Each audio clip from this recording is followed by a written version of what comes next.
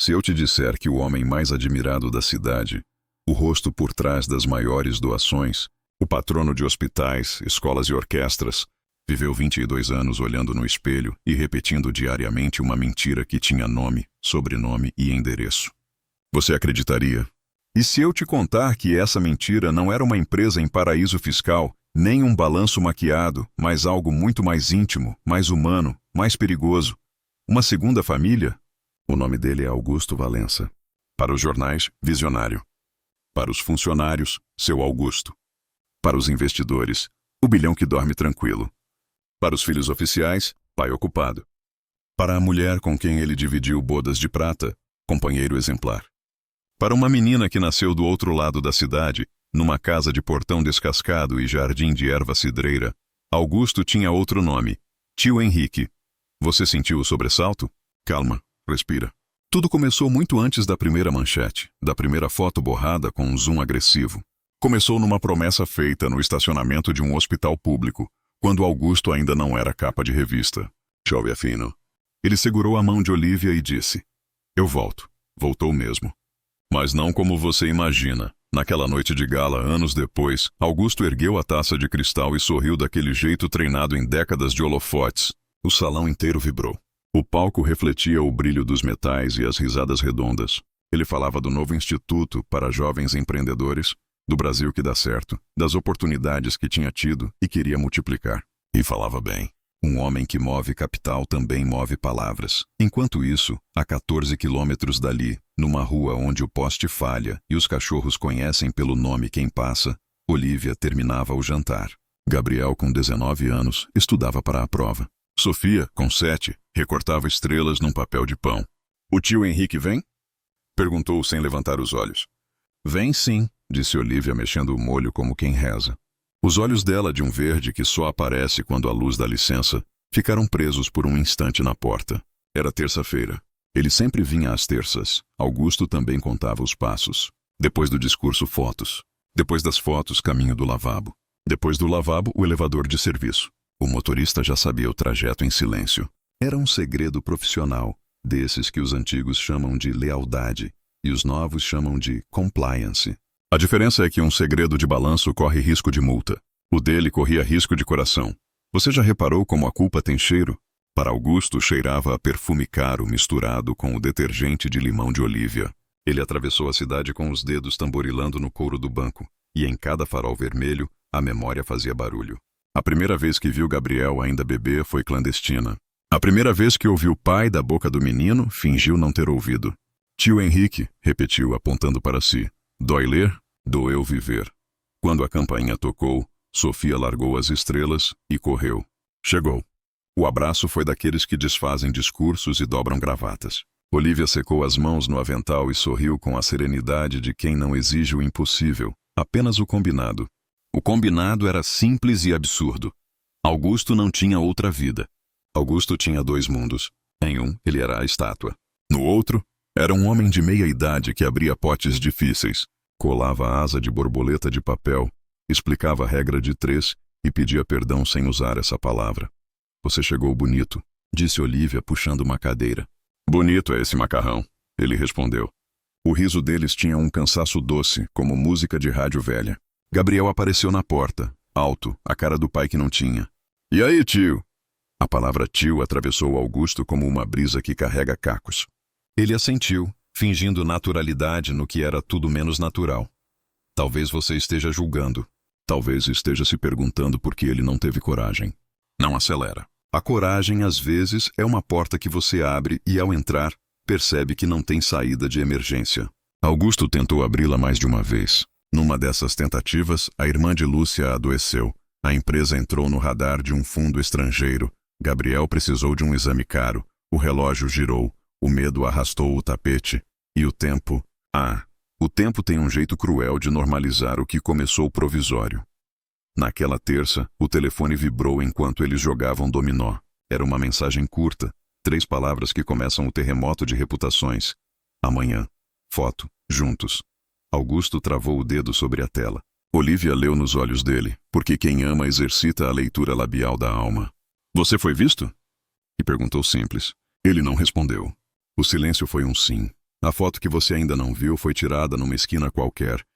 Um sábado de sol, a varanda do sobrado atrás, Sofia num vestido azul com dinos desenhados, Gabriel com a mochila nas costas, Olívia num riso desprevenido, e Augusto sem terno, sem a máscara perfeita, segurando um pote de sorvete barato. Era um retrato de ninguém, o mais perigoso de todos. Não estava posado, não tinha legenda oficial, não coube em assessoria. Coube em um celular anônimo e na pressa de quem acha que notícia é lote vago. O dono da foto não sabia quem eram. Quem soube foi alguém que viu o que não era para ver. Semelhança. Você já viu a genética fazer piada? É isso. A cara de Gabriel era a cara de Augusto aos 19, e quem viu lembrou. O resto é algoritmo. Na manhã seguinte, o que era terça virou trincheira. A foto chegou à caixa de entrada de Ana Ledes, repórter que não clica em iscas. Tem cara de montagem, ela respondeu ao anônimo. O anônimo devolveu com uma frase que prende pescador. Tem mais. E tinha. Recibos de um sobrado alugado por uma empresa que era dona de outra empresa que não tinha cadeira. Um condomínio pago por um fundo que tinha como cotista maior uma fundação presidida por... Adivinha quem? Exato. No escritório de Augusto ninguém respirava alto. Lúcia, no corredor, pegou o celular e fez o que vinha evitando fazer há anos. Ligou para um investigador particular. Não era por ciúme. Era por intuição. Há quem chame de sexto sentido. Há quem chame de matemática. Se a presença dele diminui na mesma proporção a cada outono, algo cresce em algum lugar. O investigador atendeu na primeira chamada como quem estava esperando. Se você acha que essa história é simples, eu te aviso. Não é. O bem e o mal aqui usam a mesma gravata. Augusto não é vilão de novela. Olívia não é amante de caricatura. Lúcia não é santa nem carrasca. São todos humanos. O que é pior, porque o humano erra com justificativa bonita e acerta com medo de ser tarde demais. À tarde, no elevador de aço escovado, Augusto sentiu o peso do dossiê que ainda não tinha. As portas se abriram no 38. A vista da cidade lhe devolveu uma pergunta que ele empurrava há décadas. Até quando? Ele escolheu um até quando padrão, até eu resolver. E resolveu daquele jeito que homens de controle resolvem, agendando uma reunião com Renato Prado, diretor jurídico, amigo de infância e adversário profissional. Renato tinha duas coisas que Augusto respeitava: cabeça fria e memória quente. O problema de gente assim é que às vezes usa a memória para aquecer a própria ambição. Recebi uma coisa feia, Augusto disse, colocando o telefone sobre a mesa. Renato olhou a foto como quem olha um espelho que não o reflete. Eita, é antigo. Não parece. Preciso blindar. Blindar quem? Todo mundo. Todo mundo é muita gente, Augustão. Você percebeu que, até agora, ninguém pronunciou a palavra segredo com a boca cheia? Eles falavam por códigos. Blindar significa ganhar tempo. Tempo significa criar uma versão. Versão não significa mentira. Significa contorno. E contorno, meu amigo, minha amiga, contorno é a arte que segura uma barragem. Enquanto isso, Ana Ledes colocava a foto no monitor e abria uma planilha que ela chamava de fio. O fio tinha aluguéis, CNPJs, títulos de capitalização esquecidos, pagamentos de escolas, uma consulta particular no dia em que Sofia teve febre alta. Ela não sabia quem eram aquelas pessoas na foto. Sabia, contudo, seguir dinheiro. Dinheiro tem trilha, e trilha tem poeira. Era só soprar. No fim do dia, Augusto fez o que fazia pior. Foi para casa. A casa oficial. O portão automático abriu com o mesmo ranger que abria todas as noites. O jardim impecável, o cheiro de jasmim, as luzes de piso desenhando linhas. Lúcia o esperava com a sutileza das mulheres que aprenderam a conversar com as entrelinhas. Como foi o evento? Bonito. E a imprensa? Com fome. E você? Ele sentiu o tiro sem ouvir o estampido. Eu estou cansado.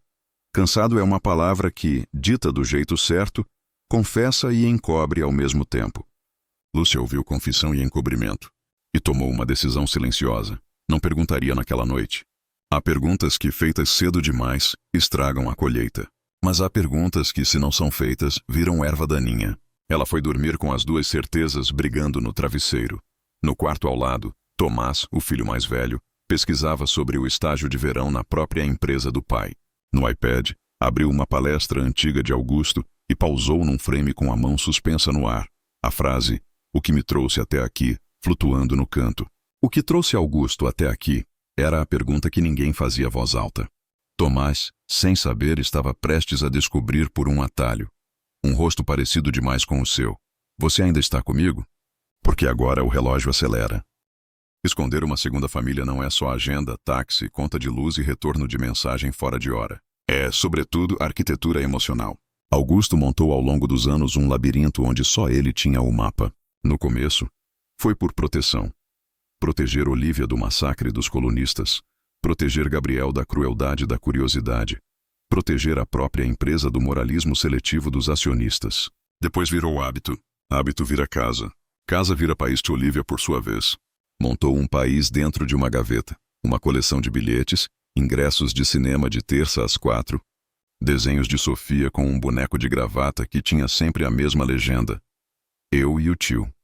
Às vezes, sozinha, ela tirava tudo da gaveta, estendia sobre a colcha e fazia um mosaico que dizia: "Isso existe."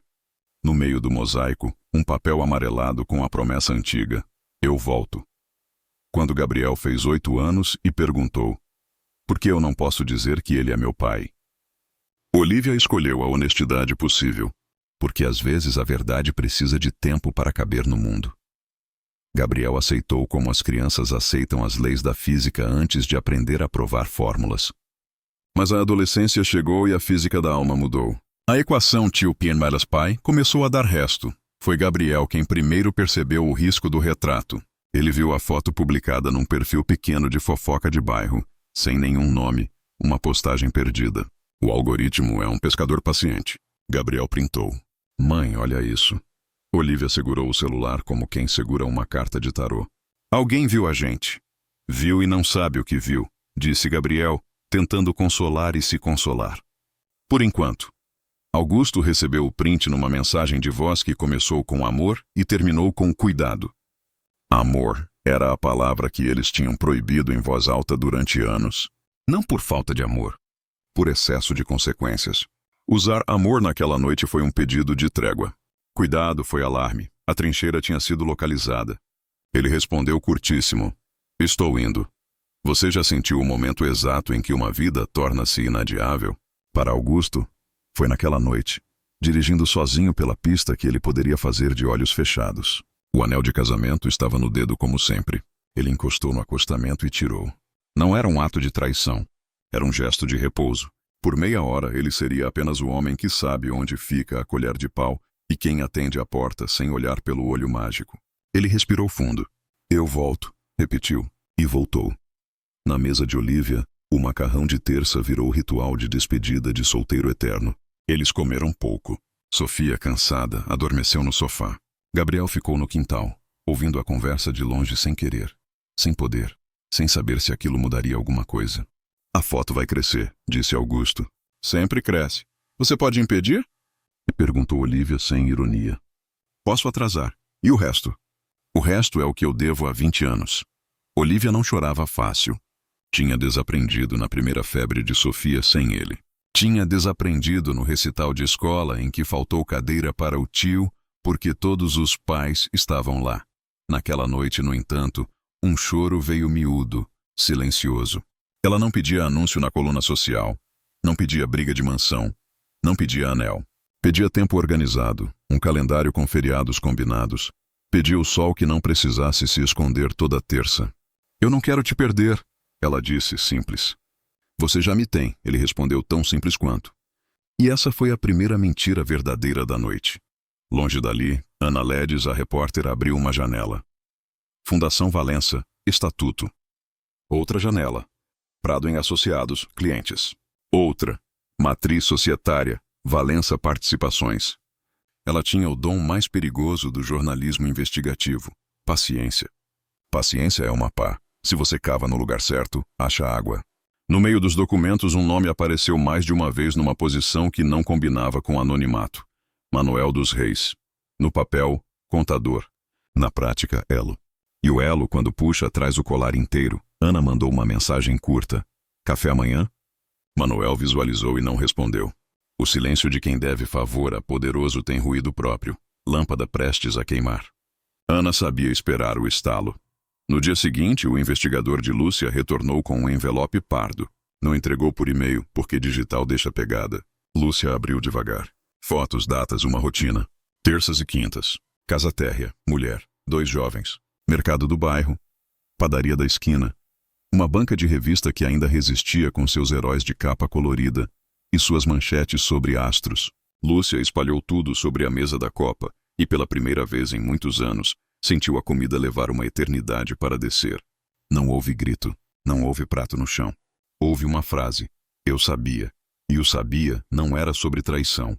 Era sobre uma dor que ela vinha amaciando em silêncio. Na esperança de que fosse ilusão, ela marcou com caneta vermelha 2 fotos. Numa, Augusto segurava a mão de uma menininha que poderia ser sua neta. Noutra, um rapaz que era cópia de Augusto de barba. Lúcia encostou o dedo no rosto do jovem. Você é lindo, ela disse em voz baixa para um estranho. E chorou não de raiva, mas de luto pelo tempo que não volta. À tarde, na empresa, uma bomba menor explodiu. O programa de estágio de verão divulgou a lista dos aprovados. Entre eles, Gabriel. Sim, Gabriel. O menino que aprendeu matemática com Augusto nas terças foi aprovado sem saber que os corredores que ele percorreria foram desenhados pelo homem cuja sombra ele conhecia por outro nome. O destino tem senso de humor e timing de roteirista cruel. Tomás, o filho oficial, viu o nome na lista e riu alto, aquele riso de quem encontra um velho amigo num lugar improvável. Gabriel o quê? Abriu o perfil do aprovado no LinkedIn improvisado de um garoto de 19 anos, Gabriel Reis de Araújo. A foto de perfil era tímida. Tomás não sabia que estava olhando o espelho de seu pai com 25 anos de intervalo. Enviou uma mensagem de boas-vindas, gesto sincero e inocente, que, sem saber, começou a costurar 2 mundos pela primeira vez por dentro. Augusto recebeu o e-mail do RH com os aprovados e travou no nome. Levou a mão ao peito como quem lembra que respira. Caminhou até a janela e teve certeza. Alguns segredos não explodem. Desabrocham. E quando desabrocham, não há poda que dê conta do jardim. À noite, ele decidiu falar com Lúcia. Não para confessar tudo. Augusto ainda era Augusto. Mas para colocar na mesa um pedaço da verdade, o suficiente para respirar. Encontrou-a no escritório da casa, as fotos ainda escondidas no envelope na gaveta de baixo. Amanhã vai sair uma matéria sobre mim, ele disse. Matéria de quê? De vida. De qual vida, Augusto? Você sentiu o corte? Ele também. A lâmina fria da pergunta que chega madura. Ele não respondeu a contento. Falou de perseguição, falou de inveja, falou de valores desvirtuados. Lúcia ouviu e fez uma pergunta que ele fugiu a vida toda. Existe alguém que precisa de mim nessa história? Ele titubeou. Existem pessoas. Pessoas têm nome. Ele calou. Quando você estiver pronto para me dizer um nome, você volta, ela disse, fechando o computador. Ninguém dormiu naquela casa. O sono desconfia de quem caminha de meias no corredor atrás da própria omissão. A matéria não saiu no portal mais lido.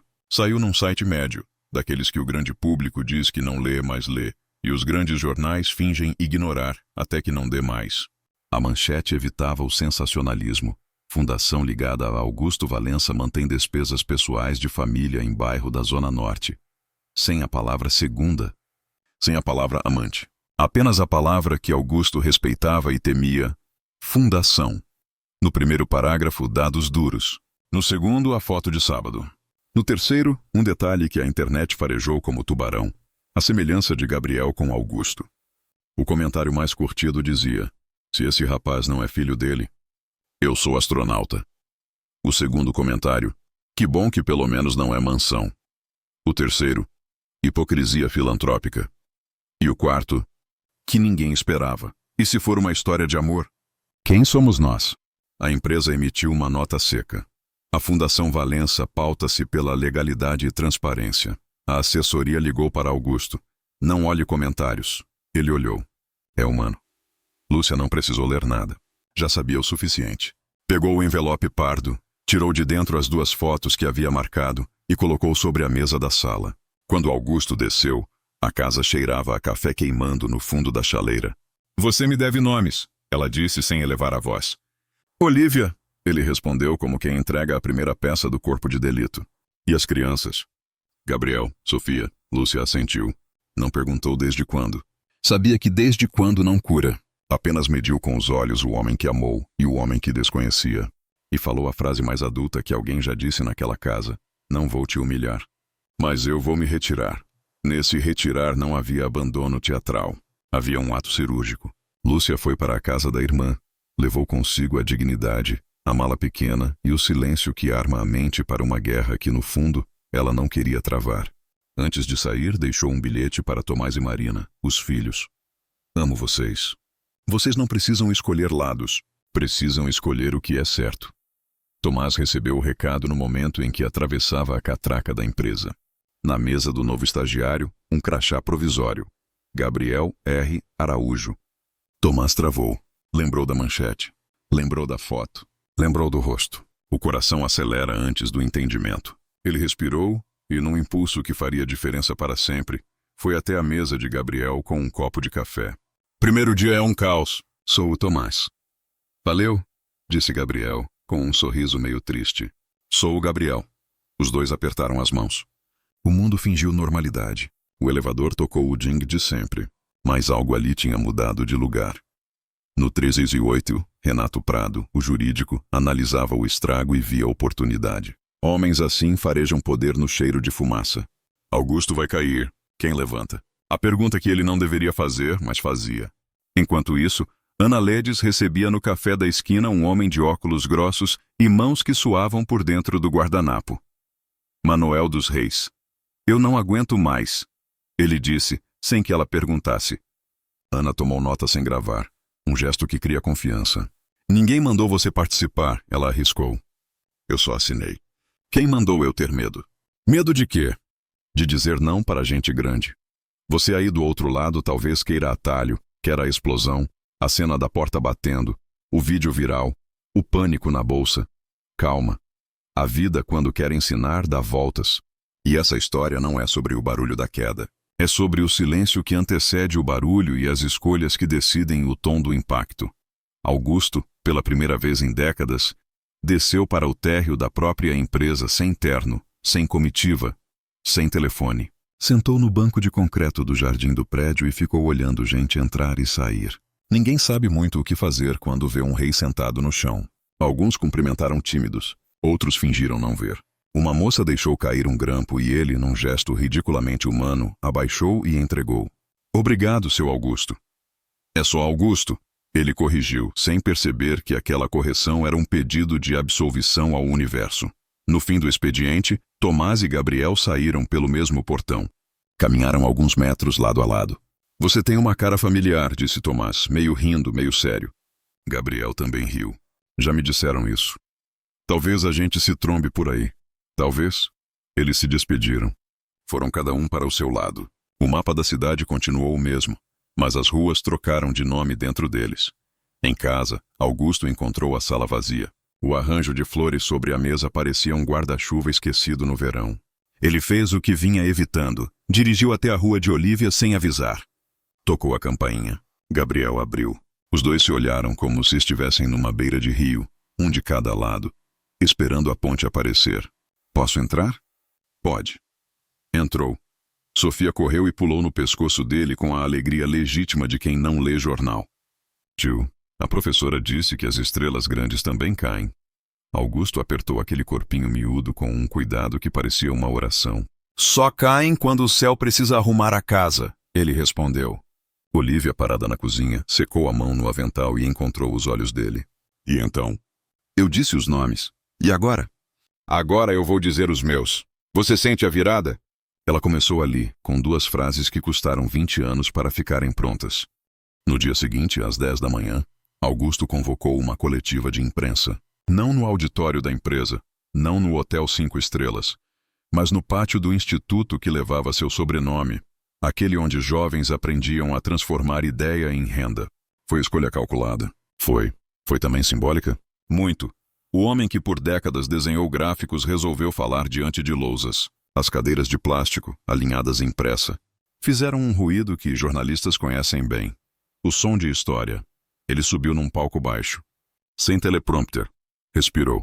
Meu nome é Augusto Valença. Começou. Como se estivesse em uma sala de quimioterapia, apresentando-se para desconhecidos que compartilham o mesmo soro.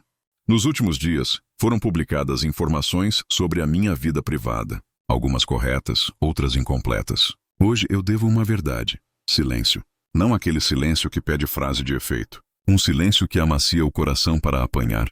Eu sou pai de Gabriel e de Sofia. Você ouviu a queda da moeda? Foi coletiva. Uma moeda arremessada ao ar, que por um segundo fez a cidade inteira segurar a respiração. E sou marido de Lúcia há 25 anos. Falhei com a minha esposa. Falhei com os meus filhos. Falhei também com os que acreditam que um homem público precisa ser perfeito. Não sou, nunca fui. Mas serei, a partir de hoje, inteiro. Ele parou. Bebeu um gole d'água. Continuou. A fundação não cometeu ilegalidades. Cometeu um erro ético grave no meu nome. O erro foi meu. Eu pedi. Eu mantive. Eu assumo. Perguntas chovem quando alguém derruba a primeira barragem. Vai renunciar? Quem é Olívia? Há quanto tempo? A empresa está segura? Os conselheiros saberão separar homem de gestão? E Lúcia? E seus filhos? Ele não respondeu a todas. Respondeu a suficiente. Eu me afasto da presidência executiva por tempo indeterminado. Eu fiz isso por medo. Eu vou reparar como puder. Eu peço respeito aos meus. Eu peço perdão aos meus. Eu não peço perdão ao mercado. Ao mercado se presta contas. Do outro lado da cidade, Lúcia assistiu inteira, de pé, com os braços cruzados, e no final sentou, sozinha, e chorou como quem exala um século. Ela mandou uma mensagem curta para Augusto. Obrigada pelos nomes. Depois desligou o celular. Precisava, por uma vez na vida, ouvir apenas a própria voz. Na empresa, as ações caíram 3 pontos. Depois subiram 1, depois ficaram tremendo, como o coração de pássaro que foi preso na mão e de repente teve a mão aberta. Renato Prado, o jurídico, reuniu o conselho numa sala gelada. Instabilidade, ele disse. Precisamos de freio. O freio no dicionário dele era uma palavra só. Substituição. Guardou para si o sorriso de canto quando propuseram seu nome como interino. O mundo gosta de homens que falam baixo enquanto puxam tapetes. Ana Ledes recebeu uma ligação anônima no fim da tarde. Você abriu uma porta. Atrás dela tem outra. E essa outra não fala de família. Fala de desvio. O coração do jornalismo, o bom, bateu mais forte. A história, que todos estavam prontos para reduzir ao clichê de amante e escândalo, tinha camadas. Uma trama de contratos superfaturados que aproveitava o labirinto criado por Augusto para esconder amor, e acabou servindo também para esconder graxa. Renato sabia, o conselho sabia, Augusto sabia. As perguntas mudavam de temperatura. E Gabriel? E Tomás? Eles se encontraram no andar do refeitório, um dia depois da coletiva. Ninguém precisa ensinar 2 jovens a se verem como irmãos quando a vida quer. Um puxa assunto, o outro responde. O humor encontra um desvio, a amizade vira barco. Eu vi a coletiva, disse Tomás. Eu também, disse Gabriel. Eu não pedi isso, disse um. Eu também não, disse o outro. Riram. E naquele riso, um pacto. Nenhum deles seria só o rótulo que os adultos colam para conseguir dormir. Augusto saiu do instituto direto para a casa de Olívia. Bateu na porta como quem não está acostumado a pedir licença. Você fez o que prometeu? Fiz. E agora? Agora eu vou apanhar. Você quer jantar? Às vezes, a vida salva com um prato fundo de comida no lugar de onde o orgulho quer tirar a fome. Eles comeram em silêncio. Sofia contou sobre a aula de ciências. Gabriel mostrou o crachá do estágio. Bonito, disse Augusto, e estava falando da coragem de ser visto. Naquela noite, ele dormiu no sofá da sala da própria casa oficial. Lúcia permitiu? Não. Lúcia não estava. Tomás mandou uma mensagem. Dorme aí. Amanhã a gente conversa. A gente é uma palavra que repara rachaduras que dinheiro nenhum alcança. Renato, em casa, abriu um vinho caro que não tinha gosto. Ligou para alguém cujo nome não apareceu no visor. Está pronto, disse. Ele entregou o pescoço. Do outro lado, um riso. Então corta. Não era sobre família. Era sobre poder. E poder tem fome de qualquer prato que sirvam. Você percebe que a história virou outra. O segredo que começou com um nome agora derrama tinta sobre contratos, fundações, conselhos, ambições. O coração da narrativa segue batendo no peito de gente com defeito. Mas os corredores ficaram mais longos. A pergunta muda. Até onde vai o preço de dizer o nome certo no lugar certo? Quando uma história escapa da gaveta, ela entra no corredor do prédio e começa a ouvir conversas que não eram para ela. A de Augusto já estava no hall, esperando o elevador. Quem apertou o botão foi Ana Ledes, com uma caneta simples e um caderno gasto que sabiam mais de contratos do que muito advogado. Você já percebeu como o papel comum guarda a bomba atômica quando preenchemos com as perguntas certas? Ana tinha Manuel dos Reis de um lado, o contador de mãos úmidas, e do outro, uma pilha de notas fiscais que cheiravam a tinta fresca demais para terem tantos anos. Seguimos o dinheiro, seguimos. O fio saiu da Fundação Valença, passou por uma prestadora de serviços chamada Ethos Ancia, que por sua vez repassava a maior parte para uma tal de Argila Projetos. Argila não tem forma, só tem vontade do molde. No papel, consultorias. Na vida, ar quente embalado com carimbo. Manuel, por que 3 empresas para pagar uma conta de manutenção de biblioteca? Perguntou Ana. Para ninguém saber quem está recebendo de verdade. Ele respondeu sem conseguir olhar nos olhos. E quem está recebendo? Manuel demorou para dizer o nome, como quem escuta antes o barulho que o nome vai fazer quando cair na mesa. Um escritório pequeno, aberto há 4 anos. Prado em Associados. Sabe quando o sangue faz frio? Ana sentiu. Renato Prado, o amigo de infância, o advogado de fala mansa e memória quente, emergia no núcleo duro do esquema. Não como peça solta, como eixo. Enquanto isso, na empresa, o conselho convocava uma reunião extraordinária. Não era sobre moralidade, conselhos raramente são. Era sobre risco reputacional, fluxo de caixa, linha de crédito, rating. Esses deuses de 3 letras que comandam mais do que qualquer biografia. Renato entrou na sala com um semblante perfeito, preocupado com a instituição, lógico, e muito magoado com as insinuações infundadas. Ele sabia fazer do tom um álibi. Precisamos proteger a companhia do homem, ele disse, mexendo em slides que não diziam nada, e por isso mesmo diziam muito. O timing do afastamento foi correto. Agora precisamos de estabilidade. Estabilidade, no dialeto Prado, significava uma coisa só, ele no comando. Não por vaidade, por estratégia. O melhor lugar para apagar um incêndio criminoso é a sala onde ficam os hidrantes. Tomás assistia à reunião como observador, um privilégio que até aquele momento ele achava que era só um passo da carreira. Gabriel, estagiário um andar abaixo, montava uma planilha para o setor de compras. Ironias do destino. O rapaz que carregava o DNA de Augusto começou a ver números que não se amarravam por dentro. Um fornecedor emitia 5 notas idênticas com troco de 19 centavos. Outro mudava de endereço a cada trimestre, mas assinava com a mesma caligrafia no comprovante de entrega. Gabriel não tinha malícia corporativa, tinha matemática. Às vezes, a pureza vê o que o cínico normalizou. Ele salvou a planilha com um nome bobo, chuva de dados.xlis. E travou num detalhe. A Argila Projetos aparece 15 vezes em 6 meses. Sempre em notas de valor quebrado em 197.950, 199.200 reais, 198.700 reais. Quebra de valor alto, para ficar abaixo do limite que obriga a licitação interna. Pequenas ninharias flertando com grandes espertezas. Gabriel escreveu uma linha. Se a gente somar, dá um mundo. Do outro lado da cidade, Lúcia sentou-se com a irmã à mesa da cozinha e abriu um caderno novo. Dedicatória. Para mim, por mim. Ela não queria vingança. Queria método. Ligou para uma consultoria de auditoria independente, sem sobrenomes conhecidos, sem laços com o conselho. Pediu 3 coisas: celeridade, discrição e coragem. A voz do outro lado disse: celeridade e discrição temos. Coragem só sabemos se temos quando a coisa aperta. Fecharam ali um pacto. E Augusto? Augusto passou a tarde sem gravata no banco da janela, olhando a cidade receber um susto e reorganizar o cabelo. O telefone tocou com números de sempre. Colunistas, amigos, inimigos, gente que achava que ele devia uma versão. Olhou para a aliança, a mesma que tinha tirado no acostamento, e pensou na palavra reparar. Reparar não é zerar, é costurar sem esconder a emenda. Ele decidiu. Iria falar com o Ministério Público, não para fazer cena, para dar nomes que sempre fingiu não saber. Você vai sozinho? Perguntou Tomás quando soube. Vou com a consciência que por enquanto cabe no banco da frente. Você percebeu? A história autora da própria coragem havia acabado de girar mais um dente da engrenagem. Renato não dormiu.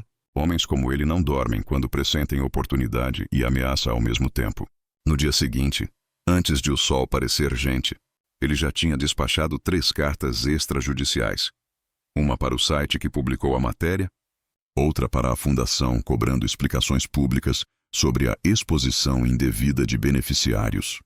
E a terceira, mais sutil, endereçada a Manuel dos Reis, a título de preservação de segredos profissionais.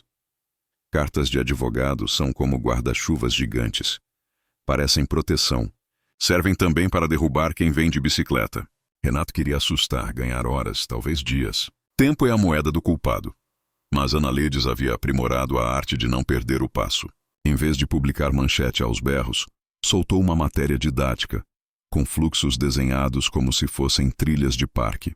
Como se constrói um labirinto financeiro, dizia o título. Em cada esquina, um carimbo.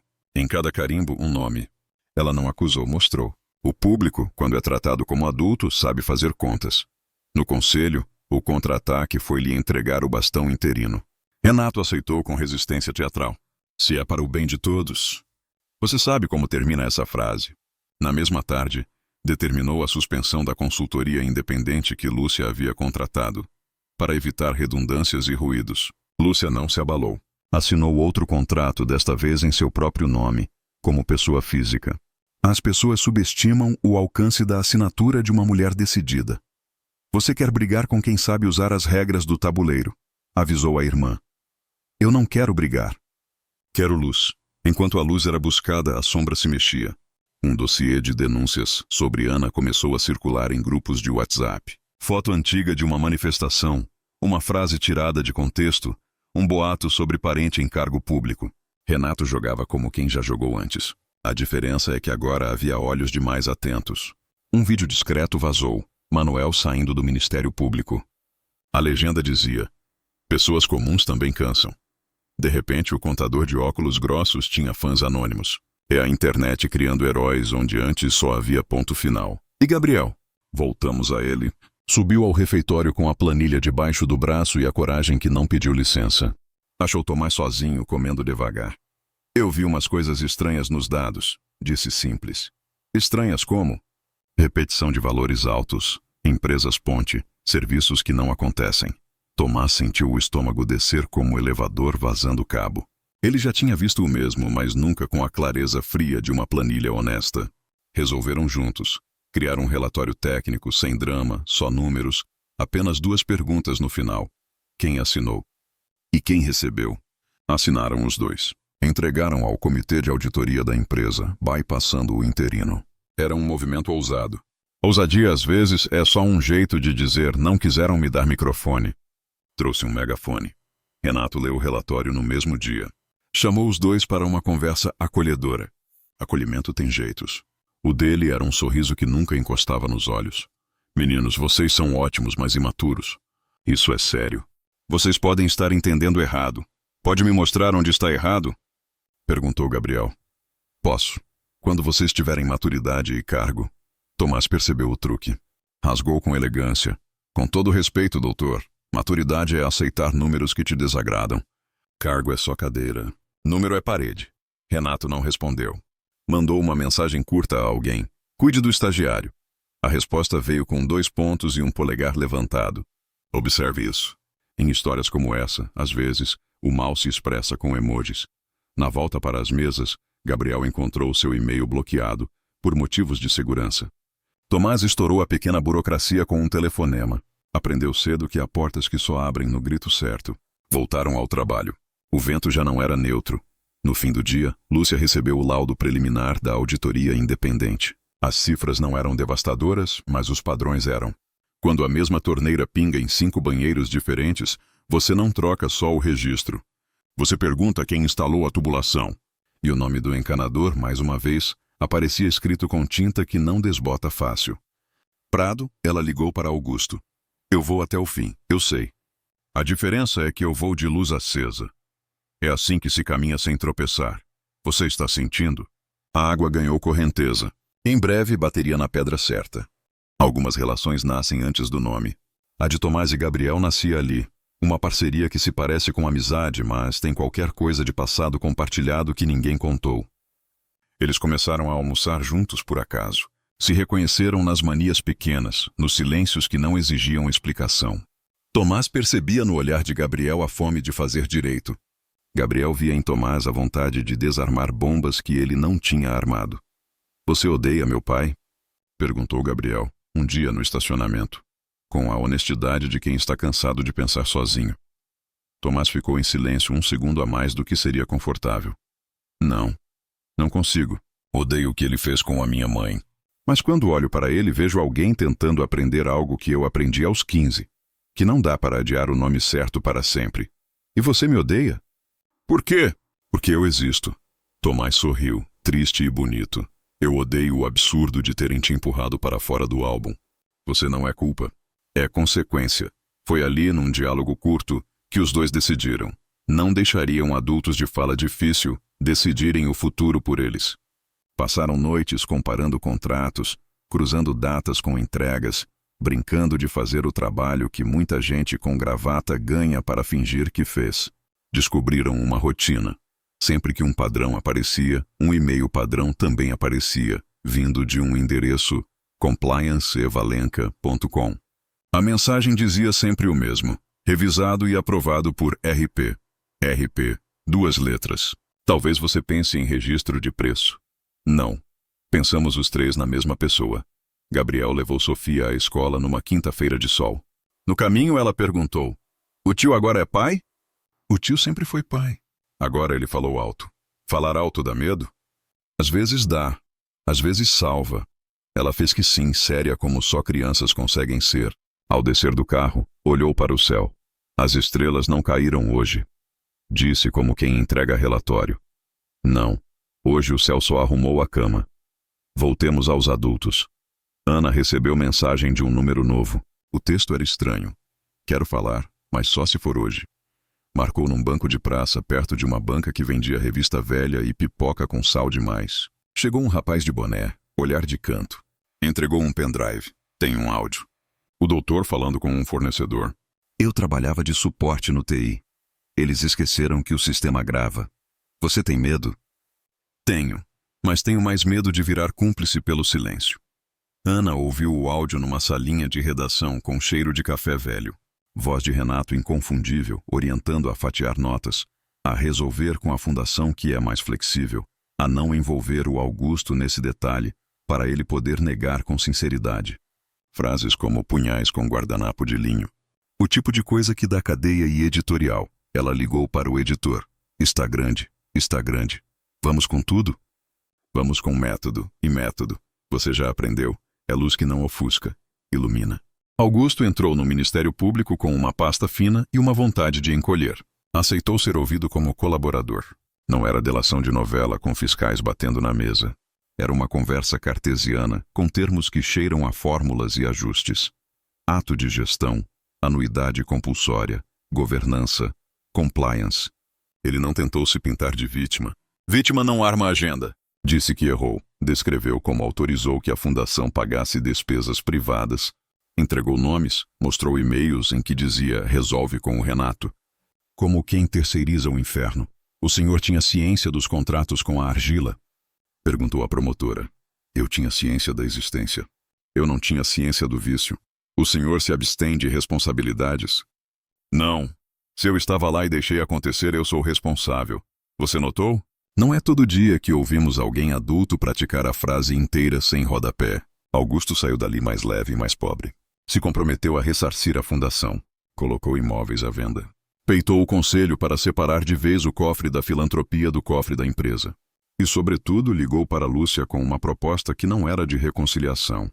Era de reconfiguração. Você aceita assumir a presidência do conselho da fundação? Silêncio do outro lado. Um silêncio que arruma armários. Eu aceito desde que eu tenha independência total. Desde que a equipe seja minha. E desde que você não pise lá nos próximos 2 anos. Fechado. Augusto. Diga. Obrigada pelos nomes. Agora deixa que eu cuido dos verbos. Ele desligou e chorou. Não como herói, não como mártir. Como um homem que percebeu tarde o preço das terças-feiras. Foi para a casa de Olívia com um saco de pães e uma cara que não cabia em desculpas. Eu vou me afastar. Vou resolver o que é meu com a lei. Mas eu não vou me afastar de vocês. A gente não quer o seu sobrenome, disse Olívia.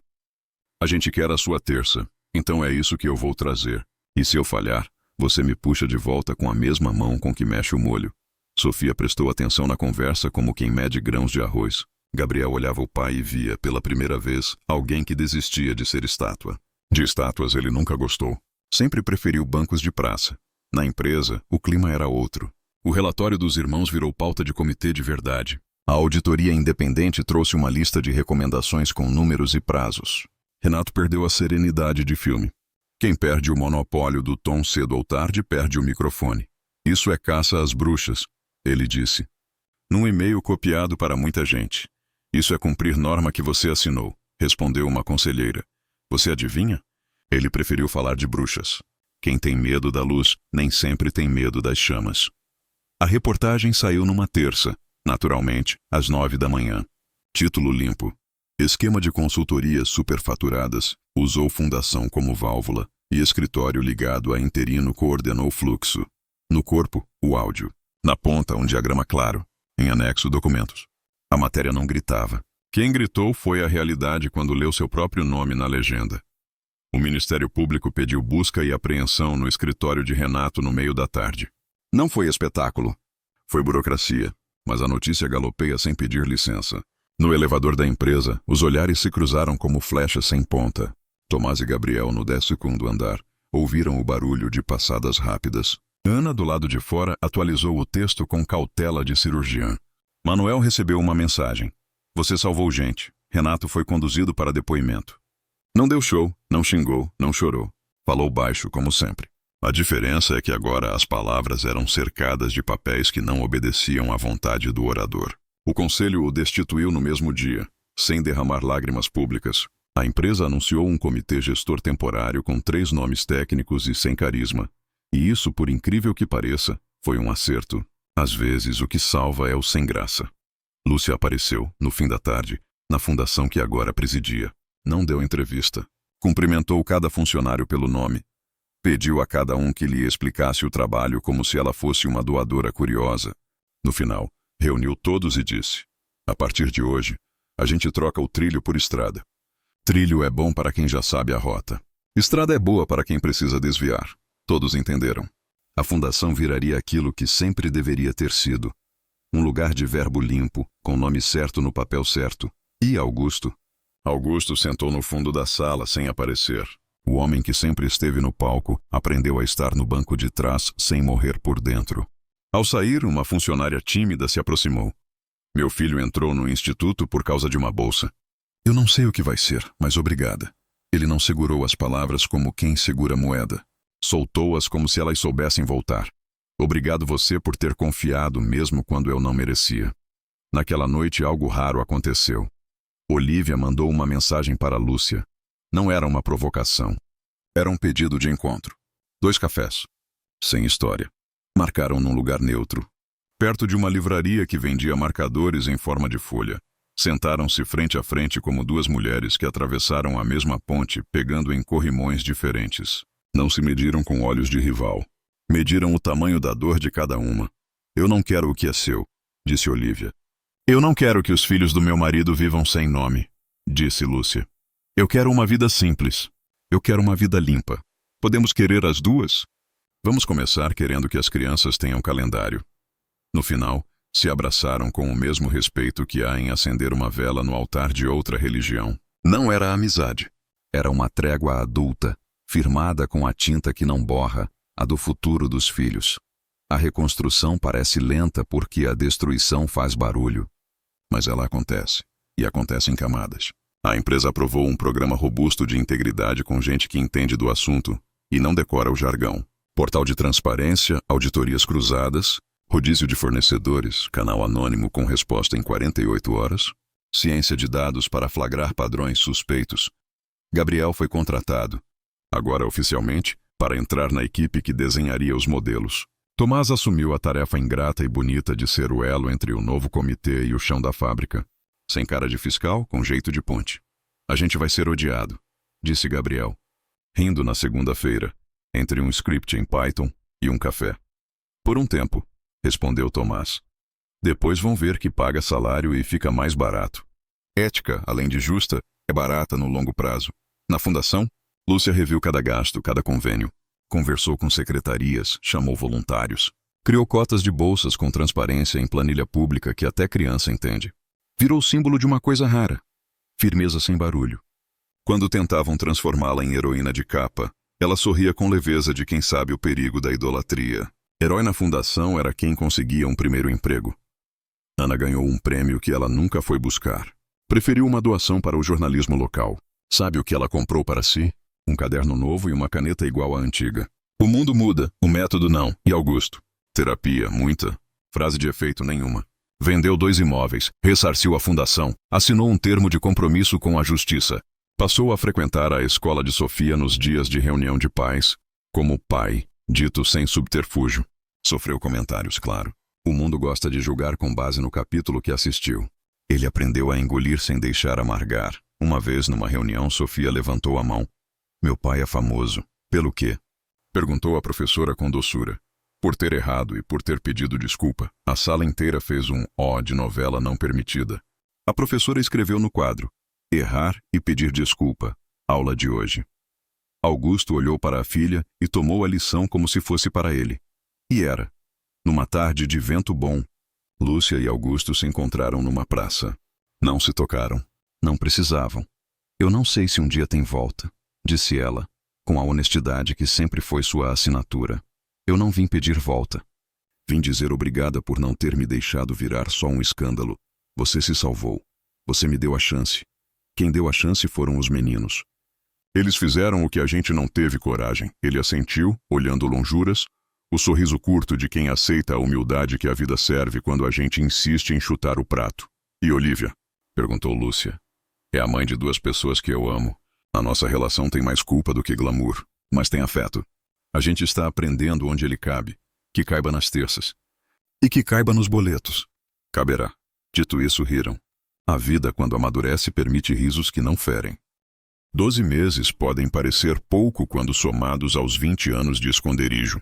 Mas às vezes um ano inteiro faz mais pelo caráter do que 2 décadas de vitrine. No aniversário de 1 ano da coletiva de Augusto, a Fundação lançou um programa de bolsas para filhos de trabalhadores de limpeza urbana.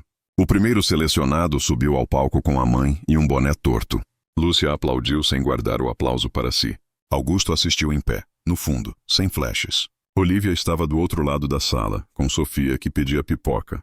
Gabriel, com crachá agora de analista, apresentava num telão um painel bonito, que mostrava cada centavo entrando e saindo da fundação, como quem exibe enxoval. Tomás, ao fim do evento, puxou o pai para um abraço que não precisava de legenda. O juiz aceitou o acordo de colaboração de Augusto. Renato respondia a processo, num interminável desfile de recursos. Manuel voltou ao anonimato que lhe cabia bem, com amigos novos que o chamavam de seu Manuel, com respeito de vizinhança. Ana seguiu escrevendo como se ninguém lhe tivesse dado o prêmio, como se tudo ainda dependesse das próximas 10 linhas. Na empresa, as planilhas viraram cultura.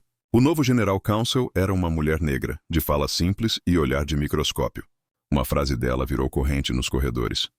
Governança não é polícia. É vacina, você pode achar piegas. Funcionou. Quanto às pessoas, as que importam nesta história, Sofia aprendeu a somar com frações que não doem mais. Modos de dizer. Aprendeu também que estrelas caem de vez em quando, mas quase sempre é meteorito de notícia velha.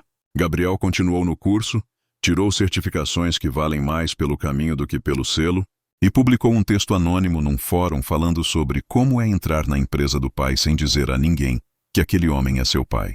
O texto ajudou gente que você nem imagina. Tomás, por sua vez, aprendeu um talento raro, o de entrar numa sala, ouvir todo mundo e sair sem querer que tenha sido sobre ele. Isso, no mundo adulto, é superpoder. E Lúcia? Ela segue em sua casa, que nunca foi pequena, mas agora tem espaços que não pedem licença para existir. No criado mudo, ao lado do abajur de leitura, um marcador com uma frase: a coragem é uma verdade com prazo vencido. Ela gosta de ler isso antes de dormir. Lembra que ela mesma resolveu não dormir enquanto o prazo estivesse vigendo. E Olívia? Uma vez por mês encontra Lúcia na mesma cafeteria da livraria. Trocam informações sobre o calendário das crianças, combinam custos de saúde, decidem sobre escola. Já riram juntas uma vez, choro de riso mesmo, por causa de uma confusão com mochila trocada. A moça do caixa não entendeu, mas achou bonito. Augusto? Ele aprendeu a ser terça-feira sem precisar de desculpa. Não virou santo, não virou exemplo de cartilha. Virou alguém que volta para casa com as mãos vazias e o coração cheio às vezes. e que sabe dizer não sei quando não sabe. Esse é um idioma que os homens poderosos raramente praticam, e, quando aprendem, a cidade fica um pouco mais respirável.